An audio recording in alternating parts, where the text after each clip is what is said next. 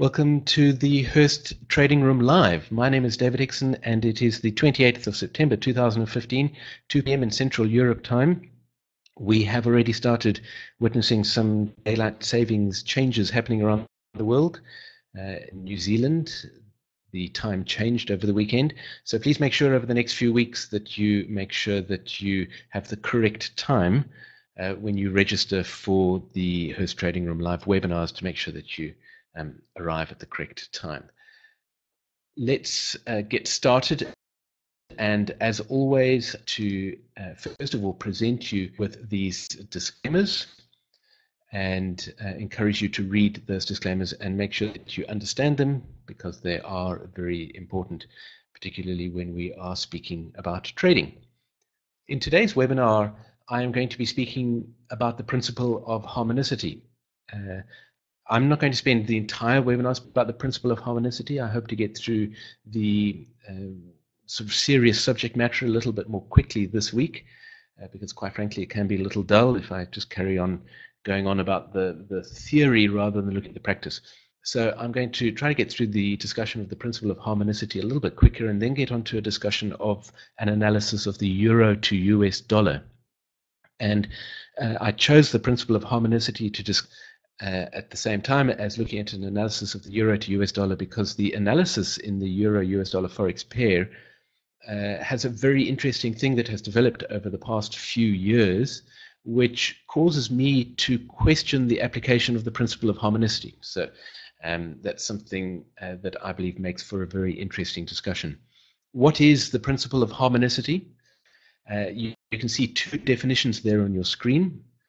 The first one, highlighted in yellow, is Hurst's original definition, word for word, as he stated it in Hurst's Cycles course, which he published in the early 1970s. 1972, I believe, was the original publication of the Cycles course. And there it is, original wording. The principle of harmonicity, as defined by him, by Hurst, was that the periods of neighboring waves in price action are related by a small whole number, usually 2. Now below that, I put the definition in the way that I usually like to state it. I'm a bit of a Hurst purist. I discovered Hurst cycles thanks to the profit magic of stock transaction timing, and then of course Hurst's Cyclitech Cycles course many years ago, and it really changed my life, as many of you know already. And I tend to really stick to the letter of the law in terms of what Hurst said. And I'm very careful to always state when I'm extending things a little bit beyond what Hurst originally stated, because I think it's important that you should always start with what Hurst said 40 odd years ago. But my definition of the principle of harmonicity varies slightly from Hurst's definition, and perhaps I'm splitting hairs, but there it is in white text, and let me explain the differences to you. I state the principle of harmonicity as being the wavelengths of neighboring cycles as opposed to the periods of neighboring cycles.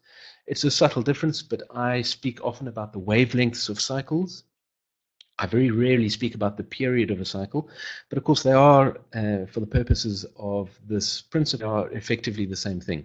If you look at the strict definition of the word period and wavelength, you'll find, of course, there are some differences, but that's really splitting hairs. We don't need to worry about it. So I state this principle by using the word wavelengths of neighboring cycles. It's interesting how Hurst in the 1970s spelt the word neighboring with the letter U, which is, of course, the English, United Kingdom, where the Queen would spell it with the letter U.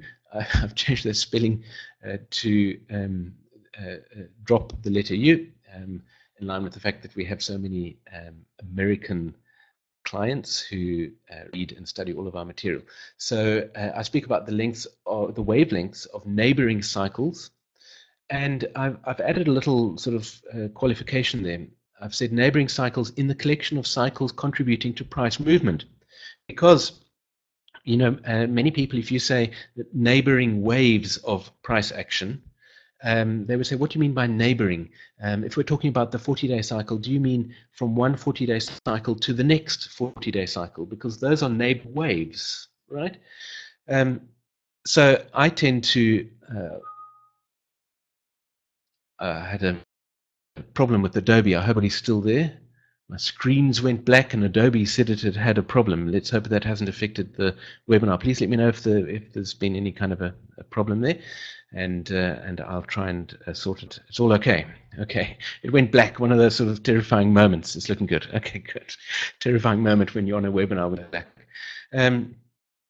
What was I saying? Yes, neighboring waves as opposed to neighboring cycles. I use the word wave to refer to a specific example or a specific iteration of a cycle. So, for instance, the 40-day cycle is a cycle that we speak about all the time. I'm always speaking about the 40-day cycle. But if I'm speaking about a particular iteration of that 40-day cycle, I might describe the 40-day wave from the beginning of July until the middle of August, for instance.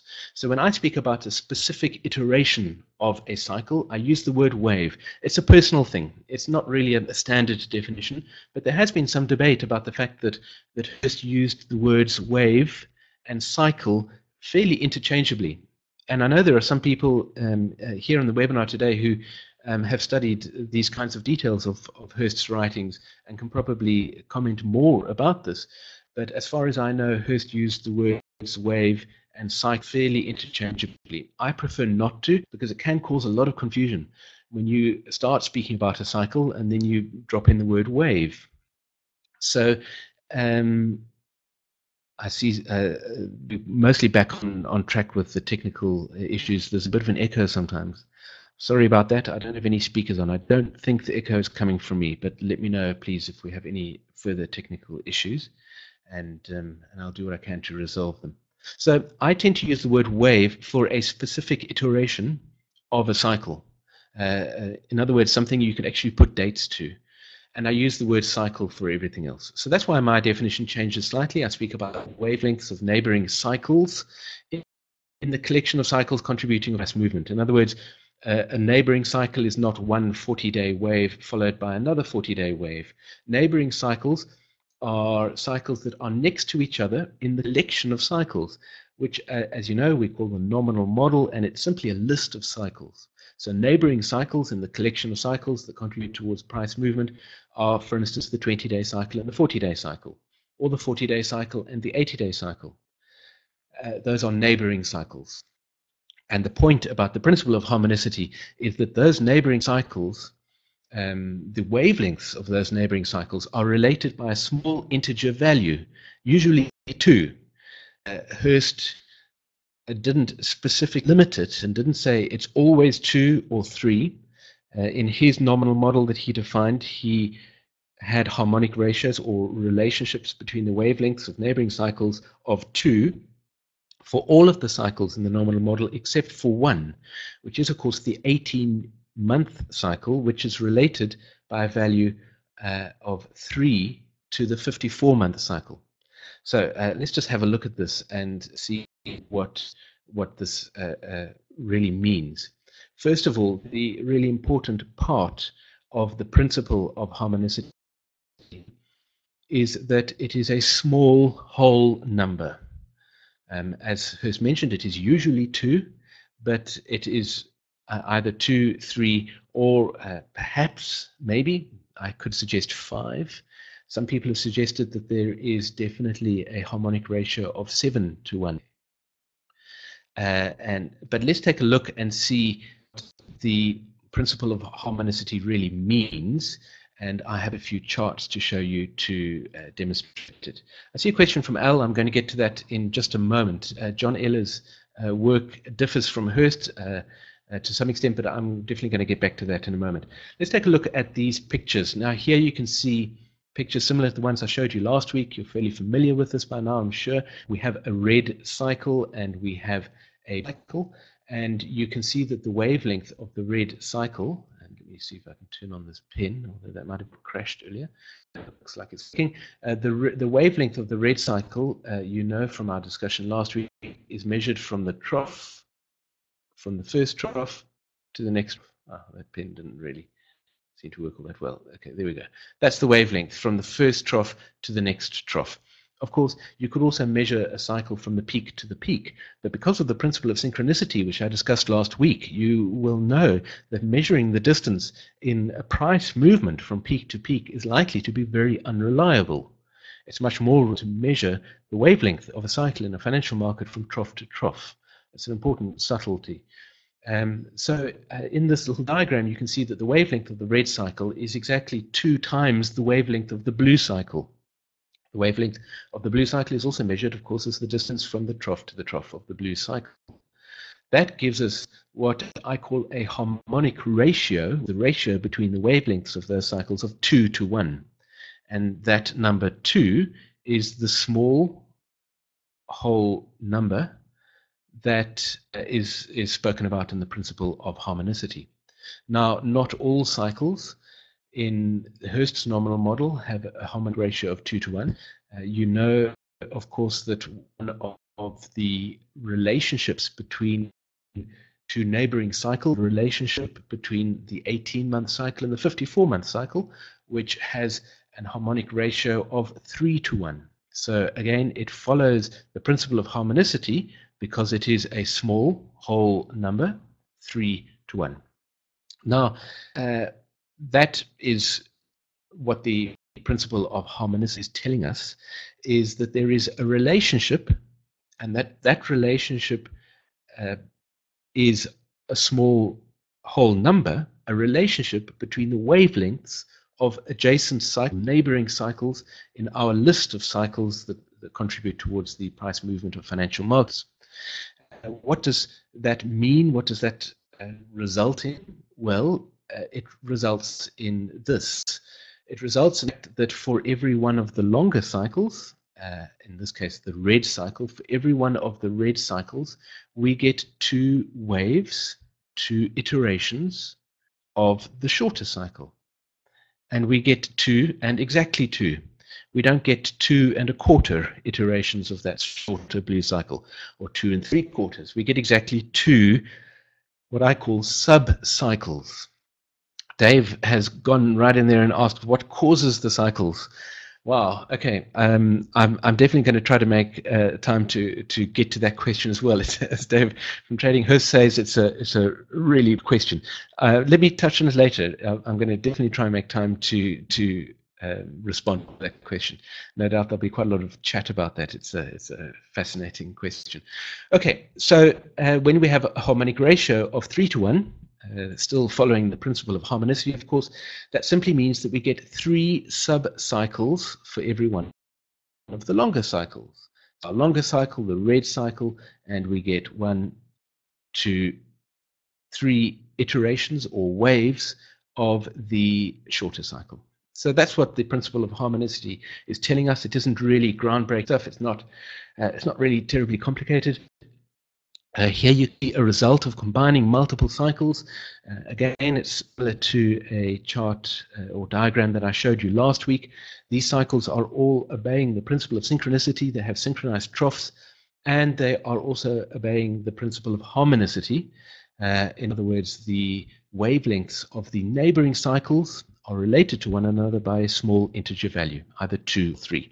You can see here the longest cycle, this blue cycle over here, has 3 subcycles of the red cycle. That means that, of course, that cycle has a harmonic ratio of 3 to 1. This pen is really playing up. I'm not being able to write very clearly. So that red cycle, there are 3 of them for every one cycle, and then all of the shorter cycles here are related by a harmonic ratio to 1. And the result is that we get this green movement up here, which is something a little bit like a price movement, perhaps. That is the result of combining all of those cycles. Okay, so I always tend to question things when I read them, and when I was learning about Hurst cyclic theory, I questioned the principle of harmonicity. You might think it isn't really something worth questioning, but I believe it is. And what I believe needs to be questioned about the principle of harmonicity, well, there are 2 things. The first of all, the first thing that I believe we should question is, must nets of neighboring waves always be related by a small whole number? Can we not play with that a little bit? And for those of you who are Sentient Trader users, you know that in fact you can use Sentient Trader to question that idea of there always being a small whole number relationship. If you look at this chart, one of these cycles is an odd one out. And I'm going to do in a moment, but I'd be very interested to see if any of you spot it. Which one of those cycles is an odd one out? It's odd because it does not obey it does not correctly obey the principle of harmonicity. And black, well done. So Sid gets the award. We'll have to start handing out prizes in these webinars. Sid gets the award, and as William says, it's 3-8. Yes, exactly. This concept of questioning the principle of harmonicity was something that occurred to me when a Sentient Trader user, way back in the early days when we were testing the software, which was called the Hurst Trader. A user pointed out to me that there had been a very clear 6-year cycle that seemed to have occurred in the markets, and yet there isn't a 6-year cycle in the nominal model. And now I've written about this quite a lot on the blog, and so take a look at the blog, the Hurst Cycles website, where I've written about it as well, and you can read all about it. I won't go into detail here, but there is clearly an interesting thing that has occurred recently in stock markets, which is that we have seen the emergence of something that looks like a 6-year cycle. Now, personally, I believe that this is what I call a harmonic echo. And you know, when you play musical instruments, when you play 2 notes on the piano, you don't just hear those 2 notes, you also hear the harmonics of those 2 notes, which are the sound waves of those 2 notes combining together. And I call it a harmonic echo. It's not really an official term, it's just a term I came up for to describe it. And the potential of there being a 6-year cycle in stock market is probably also a harmonic ratio, because the 6-year cycle is, of course, 4 times the wavelength of an 18-month cycle. Okay, 4 18-month cycles give us 6 years. The 6-year cycle is also 1/3 of the 18-year cycle. So we know that we have an 18-month cycle, and we also have an 18-year cycle. And so potentially the 6-year cycle that we have seen recently is a kind of a harmonic. It's as if though the market is playing an 18-month cycle note, and it's also playing an 18-year cycle note. And the result is the combination of those 2 cycles is that we are seeing a 6-year cycle.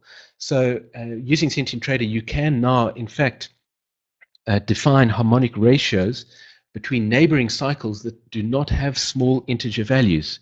And it's actually a breaking of Hurst's principle of harmonicity. And so if you're a Hurst purist, don't do it. It's an interesting situation, because the 6-year cycle, if there is one, does have a small integer value harmonic ratio with the 18-year cycle. It is 3-1.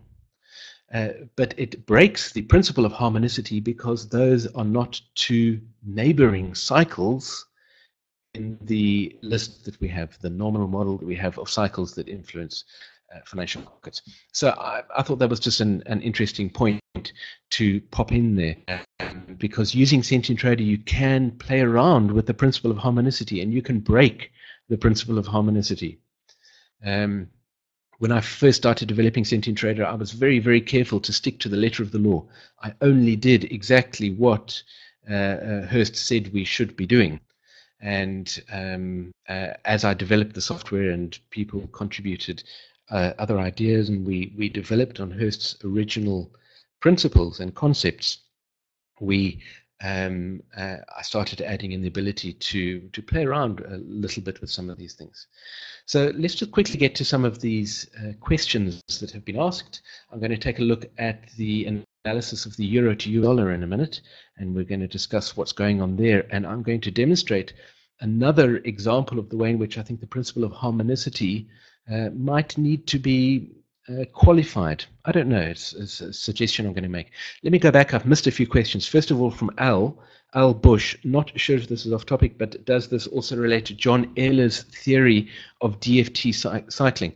Now, John Ehler's is a very interesting. He's an engineer, and of course, Hurst was also an engineer, and he has work about cycles. So the first thing I must say, Al, is I'm not really very qualified to speak about John Ehler's. I own many of his books, probably most of his books, and I've studied a lot of his work, but I'm by no means a John Ehler's expert. So I cannot. I'm not qualified to answer that question completely. What I can tell you is that there's a great deal of commonality, similarity between what John Ehler says. I don't know if I'm pronouncing that word correctly, by the way, that name, but what he says and Hurst's whole approach. So no, it's not off topic. There's a tremendous amount of commonality between the two approaches. And I used a lot of John Ehler's mathematics in building the cycle models that Sentient Trader uses. So it does relate, definitely. There are a huge number of connections, but there are also differences.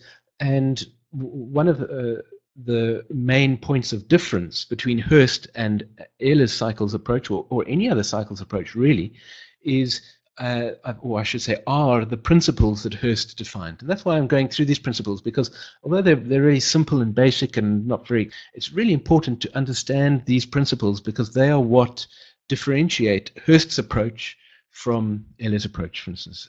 I know that a lot of what Ehler says about cycles does not involve having a strict harmonic ratio between the wavelengths. You can have fairly complex harmonic ratios between Ehler's cycles, as far as I know. But again, I'm not really an Ehler's expert, despite having read his books. I read Rocket Science for Traders, I think, and that was when I decided I was definitely not an Ehler's expert. Okay, Dave Moore has asked, what is the cycles? I'm sorry, I'm going to delay on that question until towards the end of the session, because it's such a question. It's the kind of thing we need to speak about for a long time. So I'm going to come back to that. And I see Sid saying, do you believe that cycles continue to run unabated underneath a manipulated market? Well, that's also a really interesting question. Yes, personally, Sid, I do believe that cycles continue to run unabated underneath a manipulated. In fact, I would go further, and I would actually say that to some extent, I believe that manipulations of markets are somehow part of cycles. I've skipped Dave Moore's question about what causes the cycles, but to some extent, I wonder whether the manipulation of markets is not somehow related to the cycles that move the markets. And so, yes, I do think that cycles continue to run unabated. I'm not sure I'm paying enough attention to that word. I don't believe the cycles continue to run unaffected when a market is manipulated. When a market is manipulated, the cycles are affected, definitely. Controls cycles and imposes some kind of effect on the cycles. But they do run unabated. They're not stopped, but they're not unaffected, I don't think. I hope that sort of answers that question from my opinion, of course. William, in the spectral domain, a complex harmonic relationship is caused by the amplitude modulation, not a change in the frequency relationship. Wow, that's fascinating. So, William, I'm sure you all know, writes to the Hurst Cycle site and really studies spectral analysis of financial markets and is an expert in that field. So it's very interesting to see that a complex harmonic relationship is caused by an amplitude modulation rather than the frequency relationship. In other words, perhaps the principle of harmonicity is still applies, and in fact the frequency or the wavelengths, one is the inverse of the other, are related by small integer values, but because of amplitude modulation, we are seeing potentially complex harmonic relationships. That's what that's saying. Thanks for putting that in there, William. So let's see, have I I think I've covered all those questions. Let's take a look at Sentient Trader, and let's take a look at the euro to US dollar, and you'll see why I was keen to speak about the euro to US dollar in this discussion of the principle of harmonicity. Here is an analysis of the euro to US dollar. I have data going all the way back to, what is this, 2003. Okay, so we've got about 12 years worth of data. You can see the gray bars at the left of the chart are, here we go, let me turn this pen on again. These gray bars left of the chart have been excluded from this analysis. Now, the reason for that is because if I had included these bars in the analysis, then Sentient Trader would probably attach a very prominent importance to these troughs. I'm really struggling with this pen. It would attach a very prominent importance to these troughs at the left-hand edge of the chart. It's a very important thing to bear in mind when you're using Sentient Trader to analyze the data. As fantastic as the software is, it's limited by the fact that it's a software program. It can only work with the data that it can see. And as humans, when we perform an analysis, let me just clear that pen. When we perform an analysis, we are aware, if you like, that things continue off the left of the chart. That was meant to be an arrow. It looks like some kind of a pentagram or something. We are aware of the fact that the price continues off to the left of the chart, or should I say the left-hand edge of the chart was preceded by price action. And those troughs right at the left-hand edge of the chart, this trough over here, I think I'm going to give up on this pen, and this trough over here are really not but probably very important troughs. However, Sentient Trader, when performing this analysis, might decide it was a very important trough because price didn't drop lower than that level for about 12 years, okay, until fairly recently. And so that's a very important thing to bear in mind. So for that reason, I have told Sentient Trader to ignore this data, which Sentient Trader has now grayed out, and it starts this analysis where those bars show some color. Okay, analysis telling us, well, it's telling us that in, where was this, 2005, there was a trough of at least 4.5 year magnitude, 54 months. Okay, 54 months is the sort of official label for that title. It's about 4.5 years long. And the next 4.5 year cycle trough was over here. That's in June of, was that June 2009? I think. June 2010, I believe. June 2010, the 54-month cycle trough.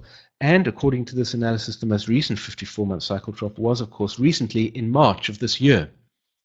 I started publishing to the blog towards the end of last year, about November last year. I started saying I'm expecting a trough of the 54-month cycle in the euro. I'm looking at the euro turning back up. It took until March for that trough to arrive. The trough arrived fairly late, but it did happen. And I believe this analysis is fairly good, and I still think that was a trough of the 54-month cycle. Can you see here the principle of harmonicity at work? I'm applying Hurst's default nominal model, in other words, the list of cycles that Hurst came up with. This orange one at the top here, I don't know if I dare try and draw an arrow. There we go. This colored cycle at the top is the 54-month cycle. The next short cycle is the 18-month cycle, and there is our harmonic ratio of 3:1. And that turns out to be a horrible 3, but anyway, a harmonic ratio of 3:1. So therefore, we have 3 18-month cycles for every 54-month cycle. Now, let me turn that. Okay, and let me just clear that, otherwise it will get too confusing.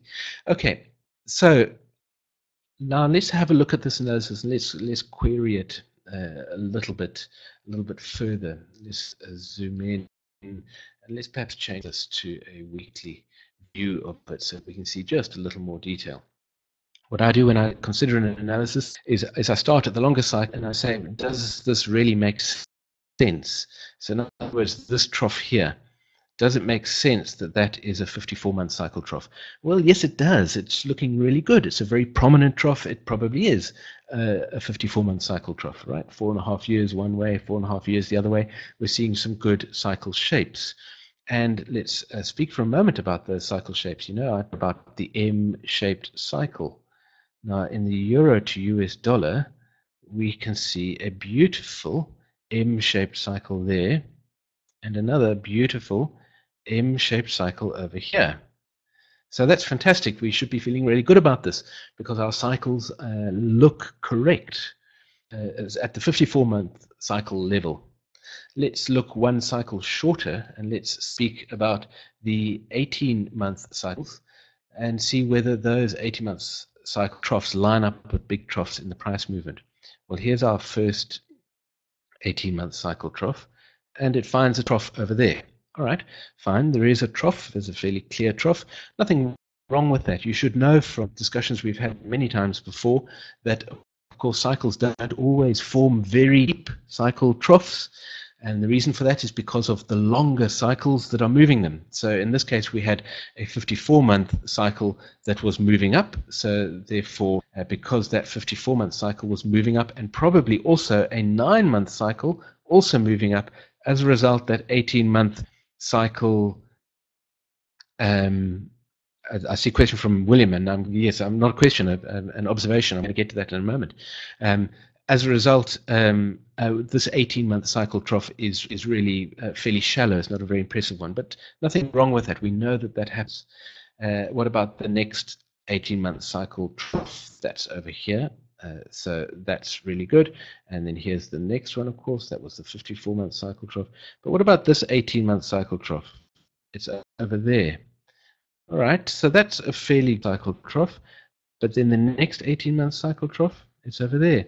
Okay, so we've got an okay cycle trough there, but something very odd happened in between there. And let's just zoom in and look at it. Let's look at this 18-month cycle. And let me change that back to daily. Can you see how this 18-month cycle that plays out, this 18-month wave that played out from January 2012 until July of 2013, according to this analysis? Let's look at the M shape of that cycle. It rises up to a first peak, comes down to a trough, rises up to a second peak, comes down to a trough. So yes, we have an M shape, but there's something very wrong with that M shape. Okay, look, I'm trying to teach my 3-year-old write his M's, and he does this quite often. The central point of the M has dropped down below the starting level and the ending level of that cycle.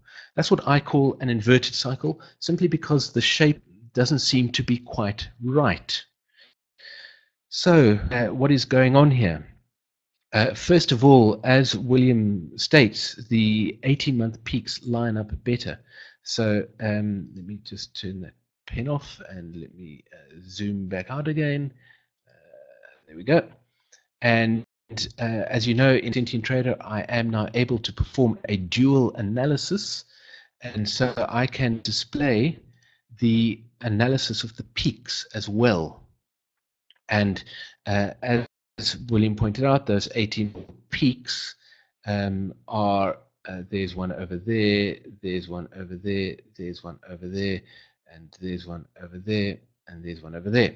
So the peaks work much better. And I've seen an interesting point by Stuart. I'll respond to that in a moment. So yes, the peaks seem to work better. So perhaps an analysis of the euro to US dollar would be better performed adjusting our pull of synchronicity and saying that the troughs are not in fact synchronized, but the peaks are synchronized. And we spoke about that last week, and that may indeed be true. But for the purpose of today's discussion, I want to suggest something else. I tend to play devil's advocate a lot of the time. I do it with myself, with my own analysis. When I see an analysis that has a bit of a problem, I ask questions and I play devil's advocate and I say, but maybe something is wrong here. Why is this not really working for me? And I suggest something very different.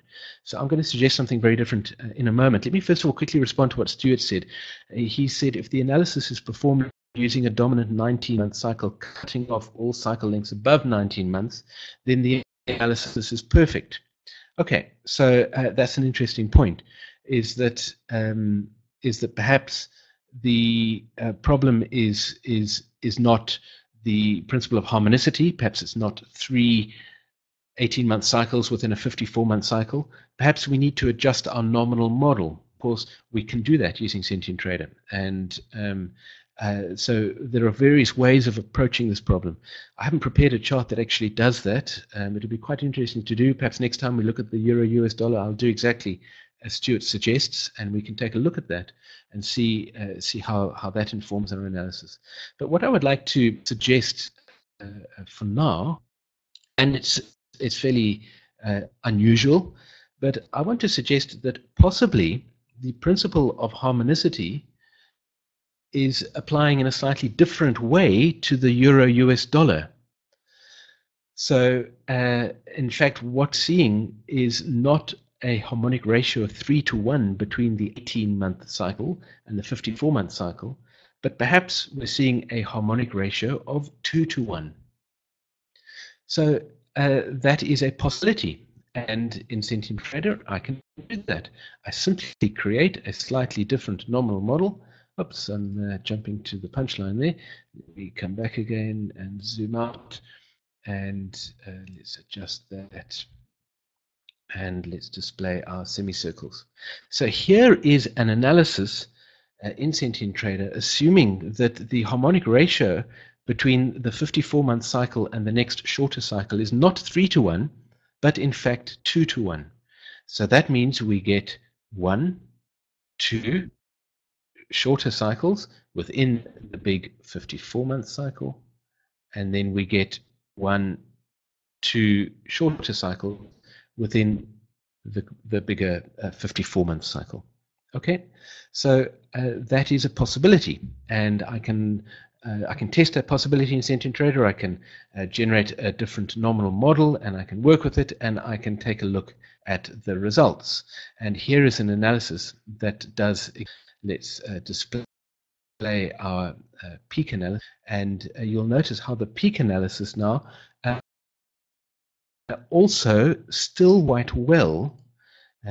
William mentioned that the 18-month cycle troughs matched up very well, but here you can see with this different nominal model that this analysis still works very well, but the cycles are stretched, which actually, to Stuart's point, which is that perhaps the better nominal model to use with the euro US dollar is one where we have longer cycles instead of an 18-month cycle, perhaps a 19-month cycle, or perhaps even longer. So here you can see the peak analysis works fairly well. You get W shapes, of course. Remember, you get W shapes when you're looking at the peak analysis, and you get another W shape over there. And so that provides us with a very interesting alternate analysis. And I'm going to come back and look at both of those analyses and show you how, in fact, it doesn't really matter which analysis we look at. We're going to end up making the same trading decision. If the thought of alternate analyses sends shivers down your spine and you think, I can't possibly use Hurst cycles because there are so many different alternates and so many different possibilities, adjusting cycle wavelengths, adjusting nominal models, how can I ever make a clear trading decision? Let me remind you that very often, even if you have a different analysis, you end up making the same trading decision, and that's the point I'm going to get to before the end of today's webinar.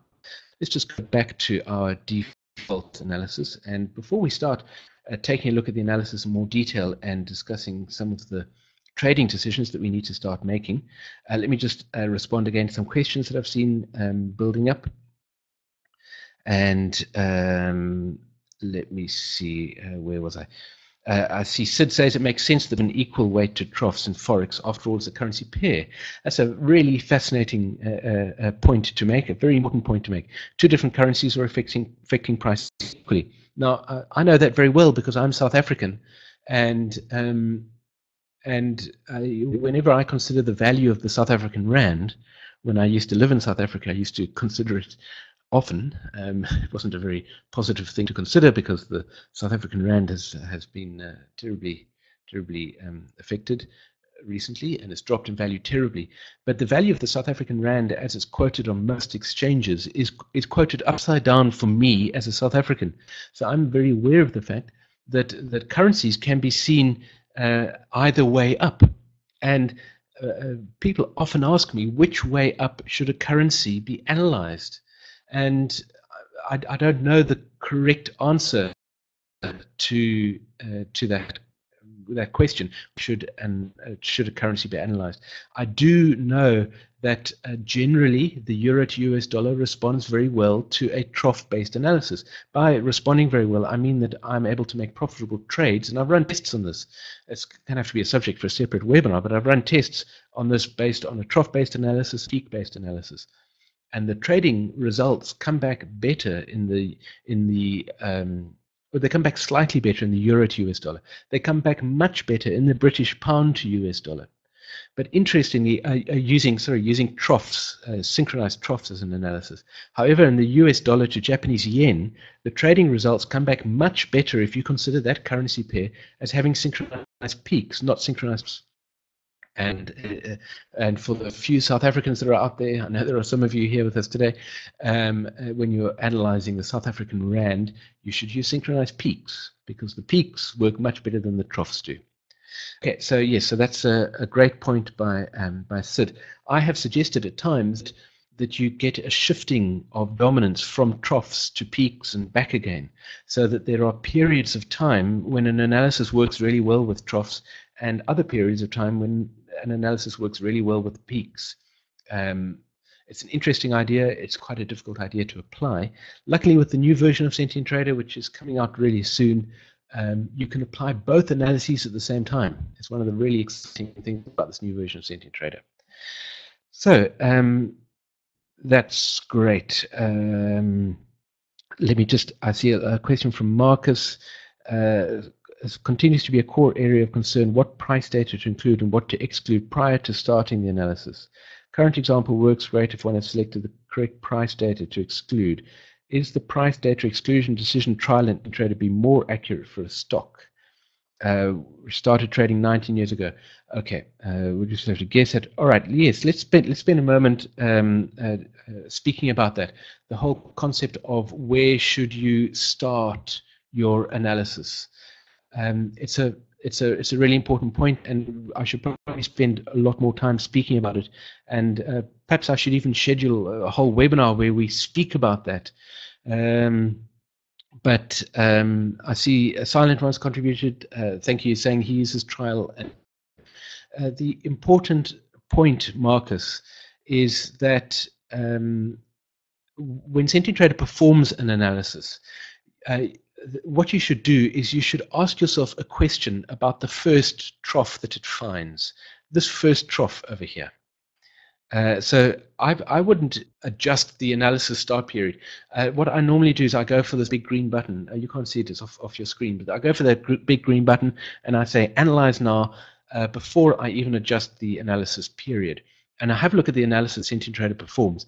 If it has positioned a very big trough close to the left-hand edge of the chart, such as in this example, if in March of 2003 it had positioned a 4.5-year cycle trough, I would have to say that's a very questionable position for trough, because you don't know what happens before.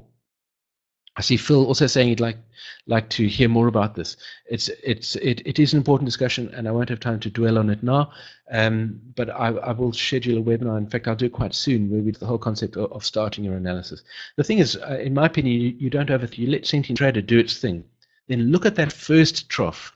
If the first trough is very close to the left-hand edge of your chart, ask yourself honestly, can I say that that is definitely a trough of the 54-month cycle, for instance? Let me just zoom in here and show you what I mean.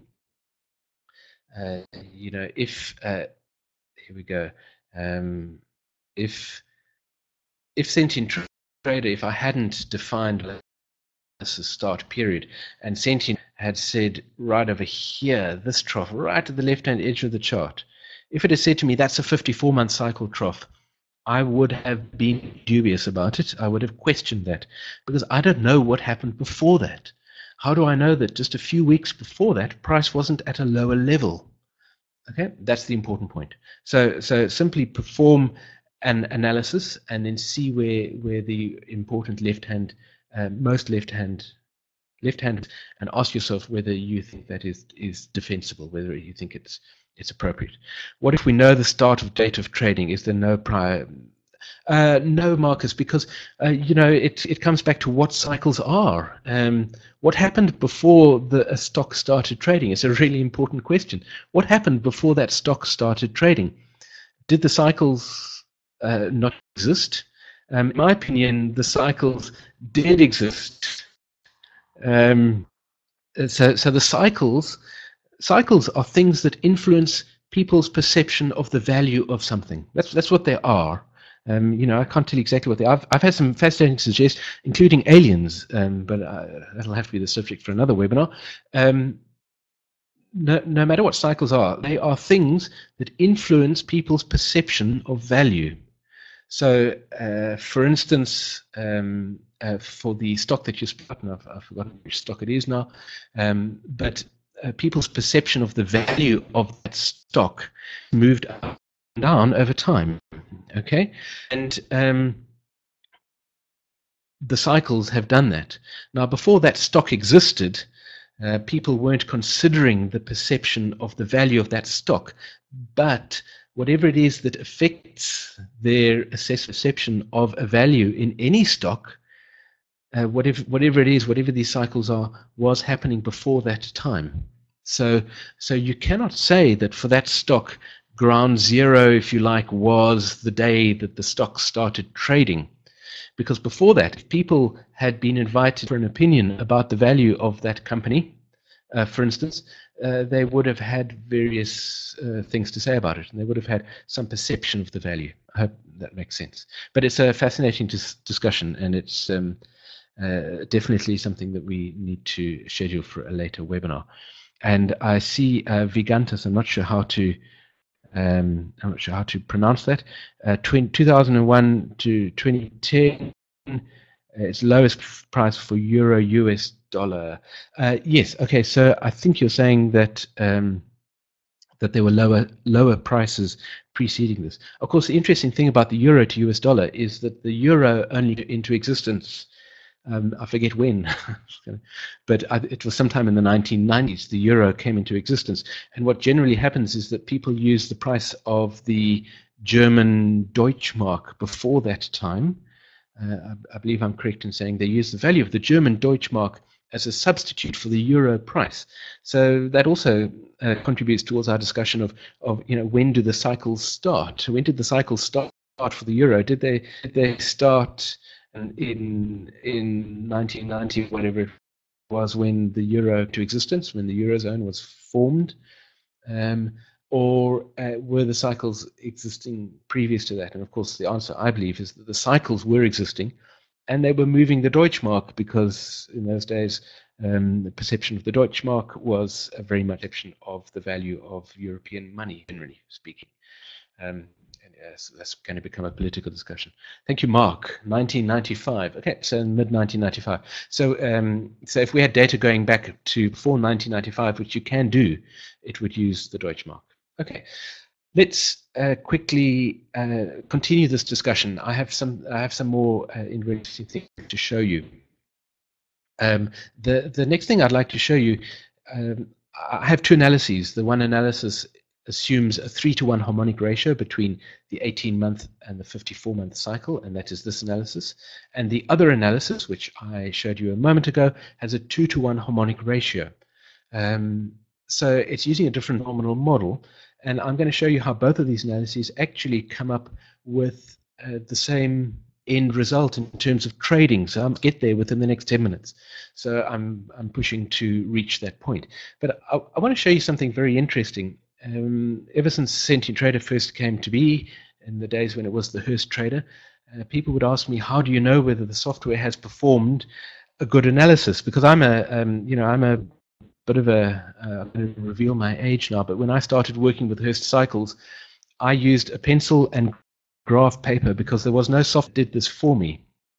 I used a pencil and graph paper. I then actually used TradeStation and I printed out charts, and I still did my phasing analysis using a pencil on those printed out charts.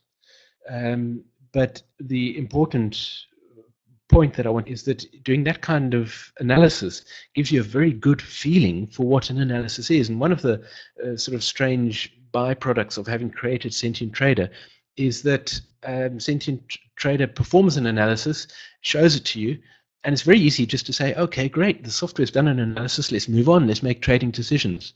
And skip the very important part of actually understanding the analysis and questioning it and saying, is this the correct, is this the best analysis that I could have? And I've spoken recently about the new composite model line, which I'm very excited about. And there is the composite model line for this analysis. Now, the point I want to make here very quickly is that the composite model line, and let me just remind you what it is, in case you weren't in the previous two. The composite model line takes the result of the cyclic analysis. It takes all the information it has about the cycles that were moving this this market, and it combines all that information, and it says, using the total amount of information that I have about these cycles, this is the model that I have of this price movement, and it plots this orange line. Now, there are several things to be said about this. First of all, there are times when that orange line is very close to the price movement. Not a big surprise, okay, because we've performed a good cyclic analysis, and so we expect it to be fairly similar to the price movement. But the important point that I'm trying to make here is that there are times, in particular this time over here, where although the general shape of that composite line, and we're going to have many webinars dedicated entirely to the composite line because it's a really fascinating line and it provides us with so much information that we can work with. But the important point to make here is that the composite model line deviates from the price line. What does that mean? Does it mean there's something wrong with it? But it tells us that the cyclic model that we have as a result of this analysis does not match the actual price movement very well. There was something else happening there. So finally, we have a new way of looking at the analysis that Sentient Trader has performed and asking ourselves that very important question: is this a good analysis or is it not? And if it is not a good analysis, then where does it fall short? Where does it go wrong? Now, using that composite line, I can answer that question immediately. I can say that where this analysis is going wrong is over here. Okay, so let's go look at the other analysis that I have and see if I can get sort of a matching view. This other analysis assumes, I've already mentioned, that the harmonic ratio between the 18-month cycle and the 54-month cycle is in fact 2-to-1, not 3-to-1. And if I display the composite model line on this analysis, do you see something? Probably I don't need to shout from the rooftops about it. It's fairly obvious that this composite line, and remember, this is not some magical line. This is not this is not something that's been pulled out of the air to forecast prices. What this line is doing is it is showing us what model is that the software has as a result of the cyclic analysis. So if all you knew was all the information that Sentient Trader has after having performed this analysis, Sentient Trader is now able to give you that information in a new, much more easy to understand format. And that is, of course, in terms of, and the fact that this line follows the market so much more closely indicates that this is a more accurate model of the price action. So in other words, that's just another way of saying this is a better analysis. Okay, so you'll notice something interesting has been happening recently in this analysis, and I'm going to get to speak about that now. The composite model line always deviates from the price action as we get closer to the current day, but that's going to be a discussion for another time. Let's take a look then at both of these analyses and ask ourselves, what each one of these analyses tells us is going to happen in terms of our trading. So I zoom in and I have a look. Let me clear that chart before people tell me what a mess it looks. Okay, there we go. So here, let's just zoom in and let's get a sort of a good period of time. All right, here is the analysis from the beginning of 2015 up until about March of next year. So I need to make a trading decision here. So we've got various tools at our disposal. The first thing, of course, is that composite model line that I've left there, the composite line, which tells us using the model the software has of this price action, this is what is expected to happen. So you can see, let's say that we're going to look at making trading decisions up until the end of this year. What are we going to do?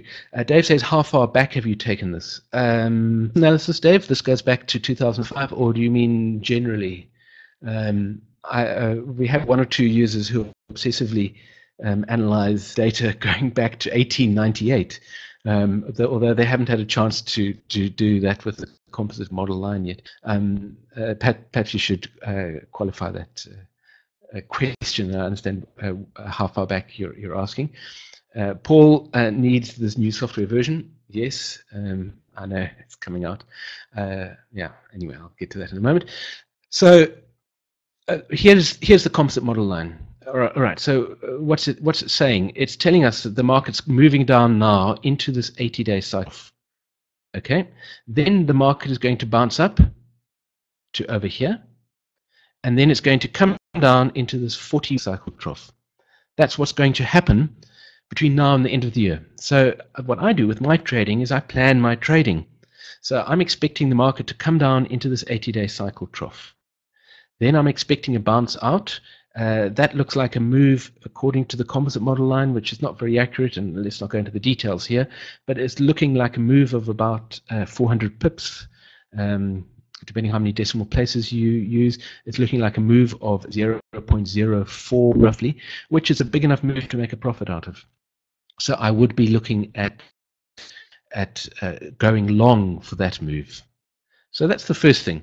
My next trading decision is likely to be a long trade as price bounces out of this 80-day cycle trough, followed by a more interesting and probably more profitable short trade as the price drops into the 40-week cycle trough expected sometime in November, December.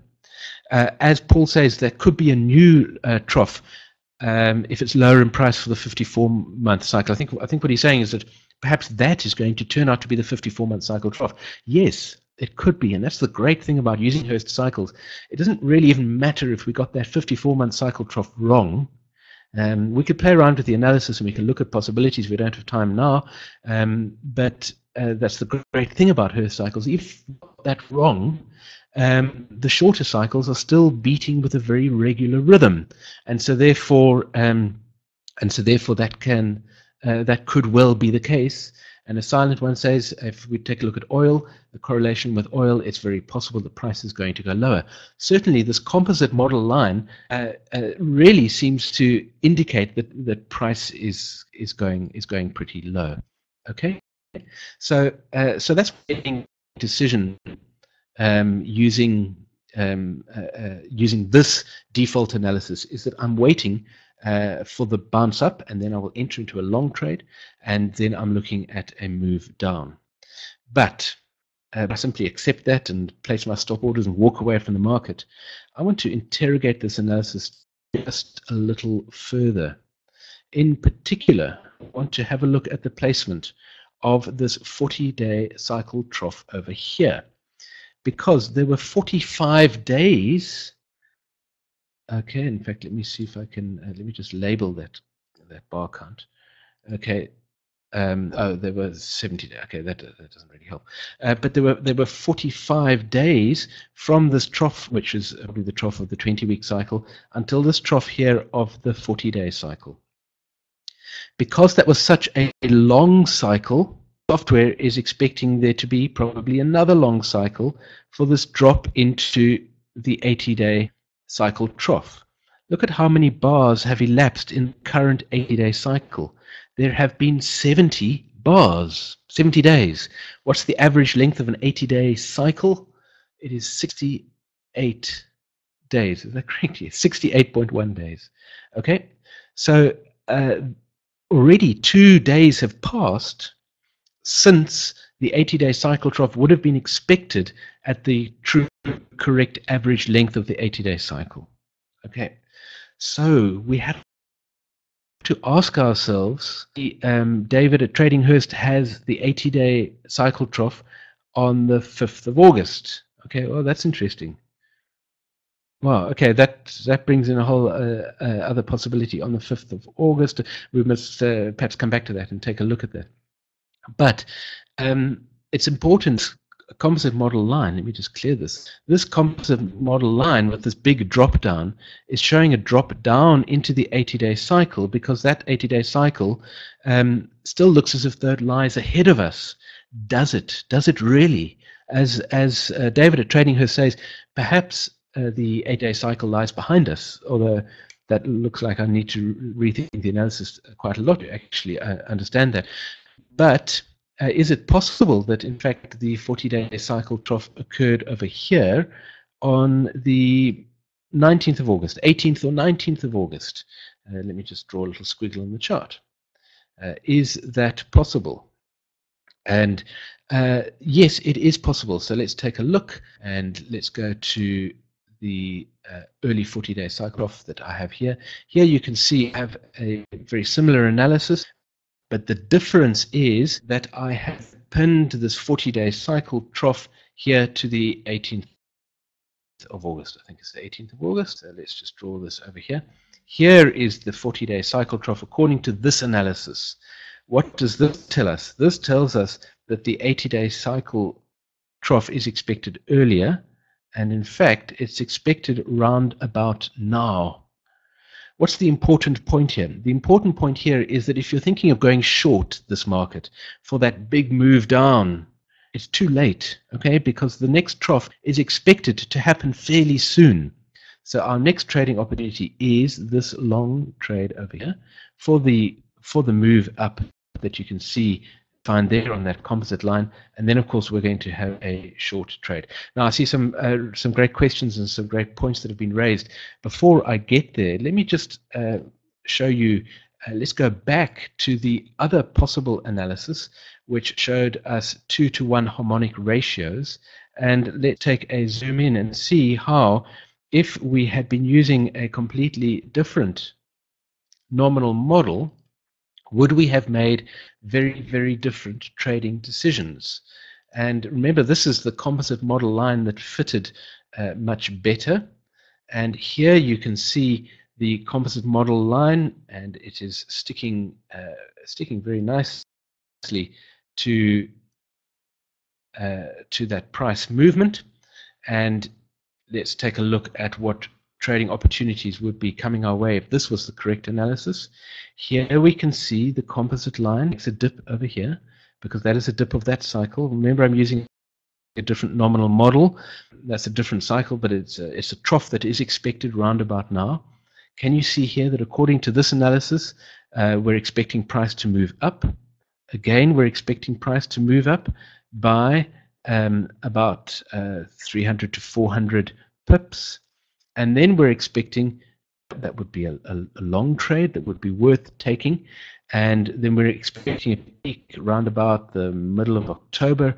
And then we're looking at a short trade for the drop down into this trough over here. And again, that is at the end of November, early December. You can see there are subtle differences to the shape of the. I keep turning the pen off instead of erasing. Here we go. There are subtle shapes to the forecasted price action. You can see that this move down is quite such a strong move down, and looks like a slightly stronger move up. But the general shape of the price action that is expected between now and the end of the year, I hope you can see, is really very similar between these two analyses. Okay, we're getting a similar shaped movement, stronger moves one way or another, one of the analyses, the same general shape, and also a very similar timing. There we go to the 40-day cycle trough over there. There we go, and let's just zoom back a little bit. So you can see here we have a long trade coming next. It might be a profitable long trade, not a very big move up. Then, of course, we're expecting the strong move down. So if you're a short-term trader and you want to get in and out for those moves, then yes, you would trade this bounce out of the 80-day cycle. Of course, it is an 80-day cycle trough, but more likely the more profitable move in the euro to US dollar is going to be this short move here into the end of November, early December. Let me see if I can look at some of those questions or comments that have been made. And David at Trading Hurst has the 80-day trough on 5th of August, 20-week and 80-day on August the 5th, 40-day on Thursday, September the 5th. Okay, so let me see. I wonder if I had an analysis here. I don't think I have an analysis. Let's just see if this one. No, okay. Oh, there's a glimpse of another new feature in Sentient Trader. I've shown it. No, I can't not show you that. Something that I call zigzags. Anyway, can you see those targets there? Anyway, that's going to be the subject of a future webinar. So just to wrap this up, and I'm going to get back to the rest of those questions there. Yes, new toys. There are a few new toys. Okay. How would we make a trading decision? According to both of these analyses, we're expecting a bit of a bounce up now and then a stronger move down. How would I make a trading decision? Boring, I always trade using the FLD, and so I would wait for price to cross that FLD or look for a price cross of the FLD. When price crosses that FLD, I will enter a short-term long trade, expecting to stay in it for an upwards move of perhaps only a week to 10 days, and then be looking for the short trade for the move down again. And of course, in the other analysis, we'll be doing exactly the same thing. I will use that FLD. The FLD, you can see, as a matter of interest, is in the same place on the two different charts, even though they have different analyses. I see Sid saying, is that the 20-day FLD? Yes, it is, Sid, although I'm using a different model. And I don't have an 18-month cycle in that other analysis. Let me just go back there. I don't have an 18-month cycle. In fact, I can show you the nominal model. Nominal model, edit model, current chart. So here's the nominal model, 18 years, 9 years, 54 month. Then I have a 27-month cycle. Then I have a 60-week cycle. Then a 30-week cycle, 100 days, 50 days. Notice that a length of 50.19 days. How often in the euro to US dollar do you see a cycle which has a length of 51 days? It happens all the time. Anyway, this is a nominal model that I love using on the euro to US dollar. It works really well for me. So the cycle that I was showing FLD for was in fact the cycle here, with length of 12.8 days. So it is effectively it's very to the 20-day cycle FLD that I trade using a nominal model. So sorry, this webinar has suddenly gone from being a nice simple discussion to being horribly complex. I hope that's not too confusing for everybody. As a matter of interest, I'm very keen to share these charts with you, which means that you know, if you open a chart in Sentient Trader, it carries this nominal model with it, so you can start experimenting with the nominal models that I'm playing with. Unfortunately, through this webinar system, I cannot actually upload files. At least I haven't found out how I can do that. I haven't found a way of sharing files, but if I do, then I'll do that. Or perhaps I'll provide links where you can download these charts, and then you can play around with them and see what they're doing. So an interesting suggestion from David at Trading Hurst, that the 20-week cycle trough in fact occurred. Let me just hide all of these things. There we go. 20-week cycle trough. Which chart am I? I'm on the wrong chart. Here we go. And turn off these things. There's so many things to turn off and on now. Okay. That the 20-week cycle trough occurred here on August. So that's a very interesting analysis. analysis. In fact, until recently, it was the default analysis the Sentient Trader was giving me. I think I'm correct in saying, David, that the 20-week cycle trough occurred on the 5th of August. If the 20-week cycle trough occurred on the 5th of August, then the trough that we're seeing now is potentially actually a 40-day cycle trough. Is that right? Or was this the 40-day cycle trough? This was the 40-day cycle trough over here, and so now we're seeing just a 20-day cycle trough, and then the 80-day cycle trough would be expected to come in sometime late next week. I think I'm correct in saying. Okay, so that's a really interesting analysis. Be an interesting one to look at and to consider. Okay, did I miss any questions there? Yes, I did. Let's see. Sid, do you think ST needs a bit more careful nudging after large cycles? In other words, does it take ST a little while to adjust to the new gear that it is running in? It's a very interesting question, Sid, because something very interesting happens with Hurst cycles. You have to be very careful of jumping to the conclusion that a very long-term cycle trough has formed, because you could prematurely get into a really big trade. So, for instance, when price came down in March into this 40-day cycle, 54-month cycle, I've turned off all the phasing. Sorry, sometimes I find it to speak and think at the same time. There we go. This 54-month cycle trough, when price came down into this 54-month cycle trough, one of the issues with trading using Hurst is you've got to be very careful of jumping into that. So, for instance, there was over here in late February, round about the Greek election, interestingly enough. But as price came down into that trough, you have to be very careful of jumping to the conclusion that this was the 54-month cycle trough and then jumping into your trades. So what I usually do is I wait for a full cycle. In this case, I waited for a full 40-day cycle to elapse before I made any trades on the basis of that big trough forming. And of course, in that 40-day cycle, price came down to a lower trough. Then when it did that, I waited again for a full 40-day cycle, and at this point it formed a higher trough, and at that point I could confidently, well, not confidently, but I had more confidence that the long cycle trough had formed. I know that's not quite what you're asking. You're asking whether Sentient Trader needs more of a careful nudging after long cycle troughs. Yes, because Sentient Trader is reluctant to accept that very long cycle trough has definitely formed in the market. It's probably a reflection of my reluctance to accept that. So yes, there are some in which Sentient Trader does need some gentle nudging, and it's something we should speak about in future webinars. What I do when I see a trough that I think is very likely the trough of that cycle is I pin that nest of lows to that point. Let me just take just a minute. I know we're running out of time, but I'll take a minute to show you how this could work. For instance, this 80-day cycle trough over here, can you see the nest of lows? Before I do it, let me just explain what I'm doing. Can you see the nest of lows here for this 80-day cycle trough? Okay, there's the nest of lows. And let's say that I think that cycle trough, or that trough in price, which occurred on Tuesday of last week, is probably the trough of the 80-day cycle.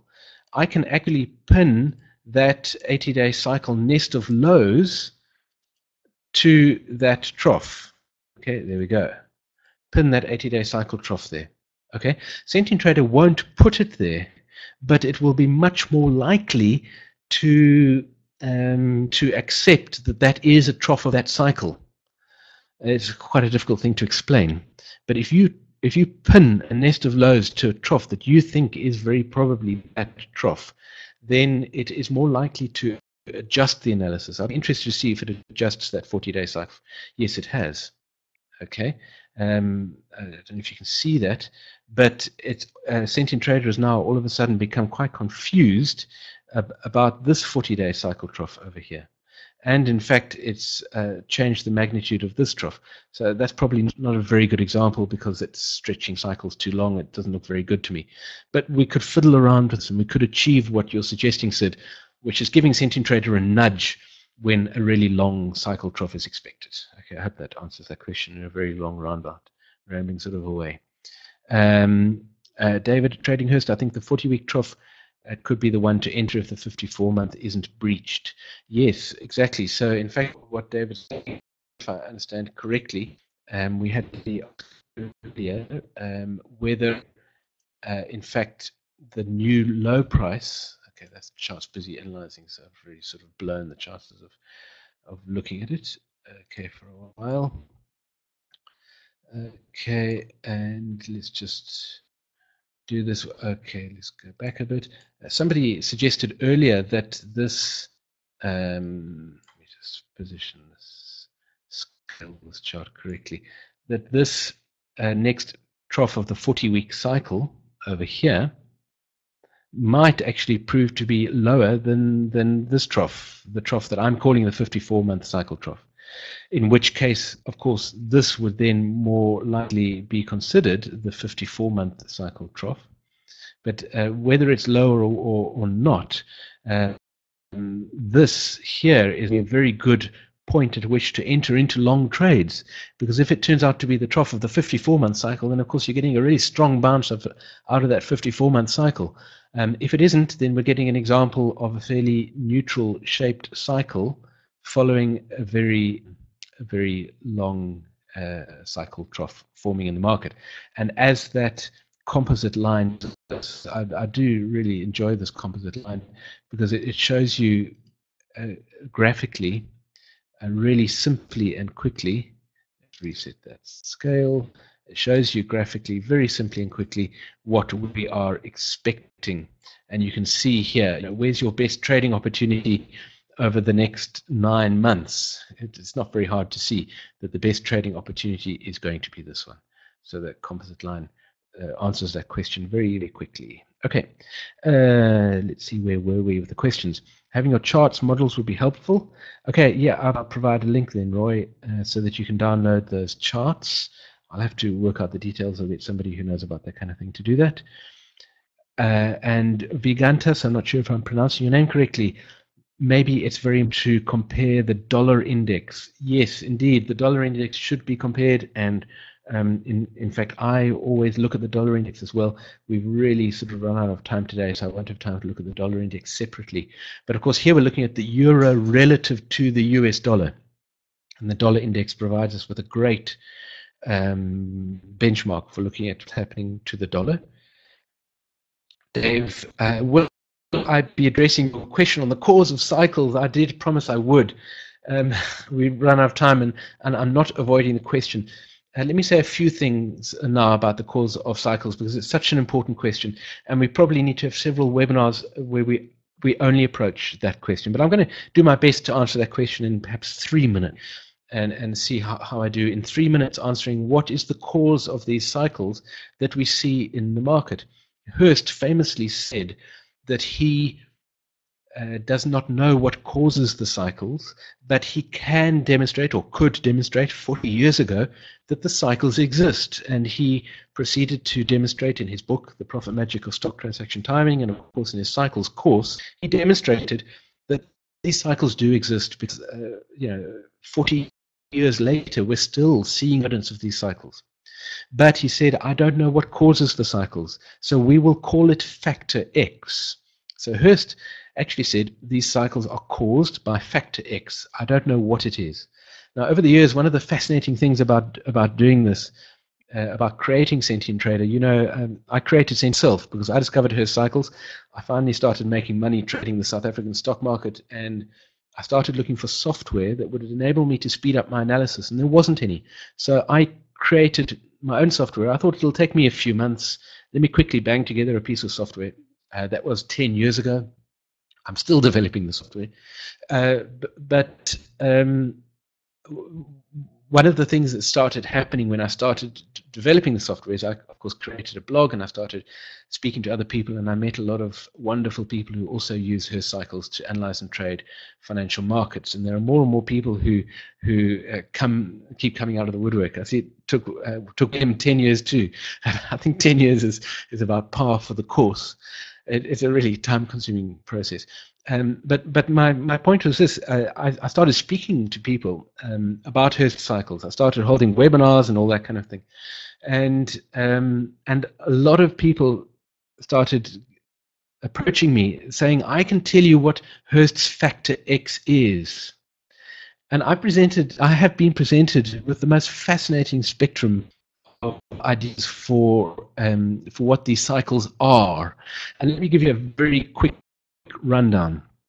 We'll start with perhaps one of the weirdest, which has to do with aliens. Somebody approached me very seriously and said it has to do with aliens, and aliens came to Earth, and the story of Noah and the flood was an example of the previous time that aliens came to Earth. And what happens is that those aliens, from when they arrived on Earth, they started something which vibrates and causes these cycles. I don't know, take it or leave it. Interesting idea. I've got to say it's not my favorite approach to answering this question, but it's an interesting one. Other people speak in more vague terms about the fact that cycles are a natural rhythm in terms of human emotion. So we tend to move from an emotion of fear to an emotion of hope or greed. We had this discussion last night. Some people talk about greed into fear, others speak about hope into fear, and that our emotions tend to be cyclical. And when I was young, everybody was speaking about biorhythms and how everything that happens to us, has biorhythms. So one of the more sort of prosaic answers to that question is that the cycles are the result of a collective group biorhythm, if you like, from fear into hope. And that happens at multiple levels and multiple scales. So perhaps that's what the cycles are. As David says, gravitational waves is his guess. And I have to say I've left that to last, because one of the most compelling answers that I found, I was approached interestingly by a professor from the United States, a retired professor, intriguing email saying, would you like to know what Hurst's factor X is? I've discovered it and I can prove it. And he was a retired professor of physics, I think it was, yes, a retired professor of physics. And he wouldn't email me because he was concerned our emails would be intercepted. And I cannot tell you who he is because I had to sign a non-disclosure agreement before he would agree to speak to me. The only way that we could speak was if I could speak to him on the phone. I had to phone him, and I phoned him, and I phoned him many times, and we had many very interesting conversations. But his answer to what Hurst's factor X is that it is minute gravitational fluctuations, not just the obvious big ones, but minute gravitational fluctuations on a daily and minute by minute basis. And those gravitational fluctuations are caused, of course, by largely the moon and the planets.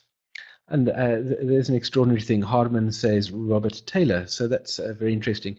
In fact, the physicist that I spoke with worked with Robert Taylor. Robert Taylor was not the person I spoke to, although I have spoken to Robert Taylor. But Robert Taylor was not, in fact, the person I spoke to. The person I spoke to was somebody who did a lot of work with Robert Taylor. Yes, it's interesting to hear that, Harman, that you clicked onto that straight away. The physicist said he could prove it. Did he? Marcus, he presented me with a lot of material, and I'm not a physicist. I'm going to tell you.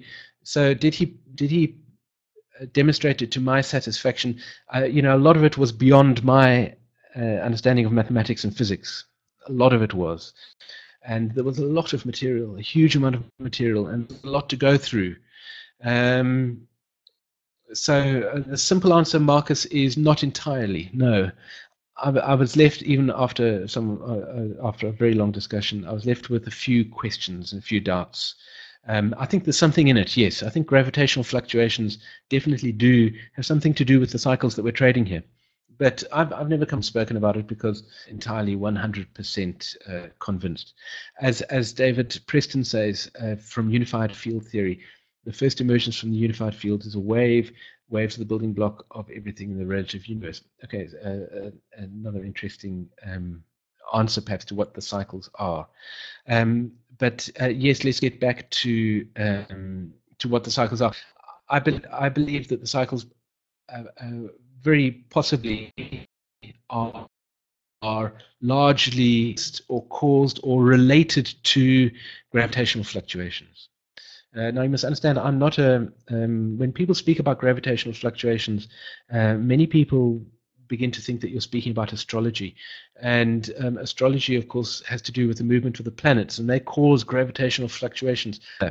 I'm not an astrologist. I don't really understand astrology. I find it fascinating, but I don't understand it. So I really can't sort of speak any further about that.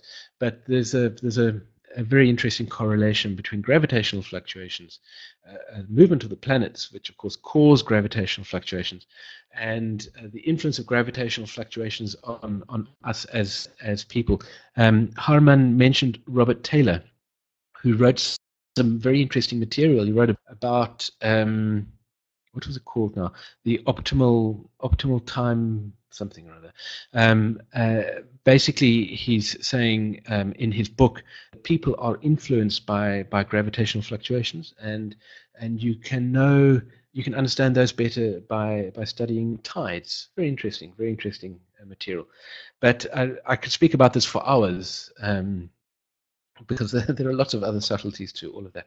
But I hope, and I spent 9 minutes answering that question, Dave, not 3, but I hope that begins to answer your question. But as William says there, the why is irrelevant, the what is how we make money. That's exactly of course how I feel. Why is irrelevant, but it is, as David Tradinghurst says, absolutely fascinating. And I got into all of this because I loved trading, obviously, and I particularly enjoyed trading profitably, which is how I got into this. And when I started studying Hurst, I was not interested in the way, and I just accepted it was Hurst's X factor. But I found it tremendously rewarding speaking to lots of people about Hurst, and it's been one of the personally very rewarding aspects of doing this is hearing what people have to say and hearing their ideas. So so I'm very happy to discuss them. Okay, David Tradinghurst, do I have a copy of his work? Yes, I do. I signed various non-disclosure agreements, and sadly I can't actually share it, but I can. As weird as it sounds, minute fluctuations make sense. The fractal aspect, yes, Jim. Okay, and into the fractals, another fascinating discussion. Somebody mentioned Roy Stewart, mentioned Ray Merriman, another really interesting theorist that interesting ideas. Now, Sid says there appear to be waves of growth and decay that are governed by laws of nature, root in mathematics. Why? No way for us to say for sure. Yes, absolutely. And of course, the Fibonacci sequence and Fibonacci retracements and so on has to do with the laws of nature and Robert Prechter's wave principle. They're all based on laws of nature, ways in which things move naturally, or ways in which, I should say more accurately, ways in which our perception of value changes over time. It moves in the same way that potentially sunflower seeds form in the head of the sunflower. So here we go. Gosh, I mentioned aliens, and the only thing I haven't mentioned yet is gambling, which I try not to mention during webinars. And Stuart says Martin Armstrong has figured it out. And I've seen a lot of Martin Armstrong material, certainly very interesting. That's been a fascinating discussion, and we've been going for an hour and a half. So it really is time to bring an end to today's webinar. The US markets are opening, and I need to turn my attention to some things happening in the US markets. At least the New York session is starting up, so we need to go and get trading. Thank you very much for joining me in the Hurst room today. spent too much time speaking. Thank you very much for joining us, and thank you for your interest in Hurst cycles and, of course, Sentient Trader. I look forward to seeing you next time. We're going to be on air again next week, and as I mentioned at the beginning of the webinar, I have exciting news. It's not just going to be me next week. I'm going to be presenting the analysis of some other Hurst analysts and discussing not only my opinion, but also the very qualified, very useful opinions of other Hurst analysts. So please make sure you join us for that on Monday, the 5th of October. Thank you very much, everybody, and I look forward to seeing you next time.